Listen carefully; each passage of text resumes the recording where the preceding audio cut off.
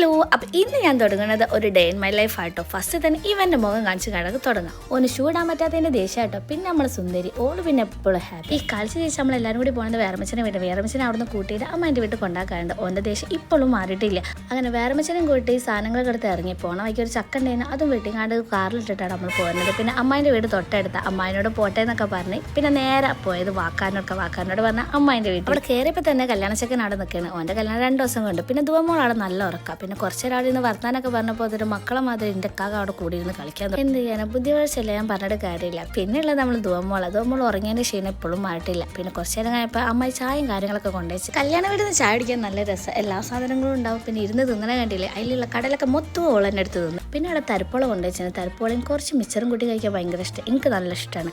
നല്ല ചൂടായതുകൊണ്ട് തന്നെ കാക്കി മക്കൾ അപ്പുറത്ത് ഏസിട്ടേ ഞാൻ കണ്ടേ. പിന്നെ ചായയും കൊണ്ട് ഞാൻ അവിടെ പോയിരുന്നിട്ടാണ് ചായ കുടിച്ചത്.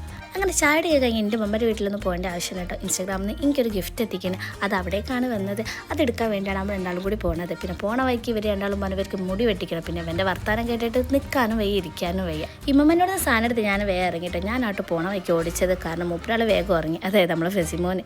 പിന്നെ നേരെ പോയത് മുടി വെട്ടിക്കാനാണ്. കാക്ക എന്നും വെട്ടിക്കുന്ന സ്ഥലത്ത് നിന്നാണ് വെട്ടിച്ചത്. പിന്നെ പോണ വഴിക്ക് ഓനക്ക് ഓരോരോ അഭിപ്രായങ്ങളുണ്ടായി. പിന്നെ ഇവർ രണ്ടാളും ഓരോരോ കൊപ്രായക്കളും കാര്യങ്ങളൊക്കെ കണ്ട് പിന്നെ എന്ത് ചെയ്യാനാ, കൂടെ പോയതല്ലോ, ഒന്നും പറയാൻ. അവിടുത്തെ ഫെസിമോനെ ചോദിച്ചാൽ എങ്ങനെ മുടി വെട്ടേണ്ടതെന്ന്. ഓൻ പറഞ്ഞാൽ ആദ്യം മാമൻ്റെ മാതിരി വേണം. പിന്നെ ഫോണിൽ നോക്കി ഓനെന്നെ തപ്പി ഓനെന്നെ ഒരു സ്റ്റൈല് കണ്ട് അങ്ങനെ ആള് ഭയങ്കര ഹാപ്പി ആയിട്ടോ. പിന്നെ ഇക്കാക്കനെ മുടി ഒന്ന് ഷേപ്പ് ചെയ്യാനുണ്ടായിരുന്നു. അതിന് മൂപ്പരാൾ ഇരുന്ന്.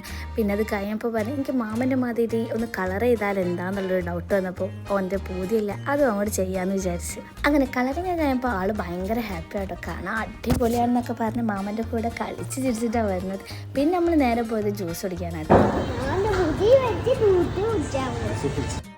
അങ്ങനെ മുടിയും വെട്ടി ജ്യൂസും കുടിച്ച് നേരെ പോയത് വീട്ടിലേക്കാട്ടോ. വീട്ടിലെത്തിയപ്പോഴാണെങ്കിൽ ഇവൻ്റെ ഷോഫ് കാണാൻ വയ്യ. എല്ലാവർക്കും മുടിയൊക്കെ കാണിച്ചു കൊടുത്ത് ഫുള്ളും ഭയങ്കര ഹാപ്പി ആട്ടോ. അപ്പോൾ മേലിൽ 2 ആൾക്കാർ ഇറങ്ങി വരുന്നത്, മോളും വിഞ്ച്. ഓരോ ഷോഫാണെങ്കിൽ അതിലും കൂടുതലായിരുന്നു. പിന്നെ മോളുടെ മക കുറേ വർത്താനം പറച്ചിലൊക്കെ ഉണ്ടായിരുന്നു. പിന്നെ എനിക്ക് കിട്ടിയ ഗിഫ്റ്റൊക്കെ എല്ലാവർക്കും ഞാൻ കാണിച്ചു കൊടുത്ത് അങ്ങോട്ടും ഇങ്ങോട്ടും കുറച്ച് നേരം വർത്താനൊക്കെ പറഞ്ഞ് സംസാരിച്ചിരുന്നു കേട്ടോ. പിന്നെ ടൈം 10-10:45 ആയപ്പോൾ നമ്മൾ വേഗം അവിടെ നിന്ന് ഇറങ്ങി. എല്ലാവരോടും പോട്ടെ എന്നൊക്കെ പറഞ്ഞു.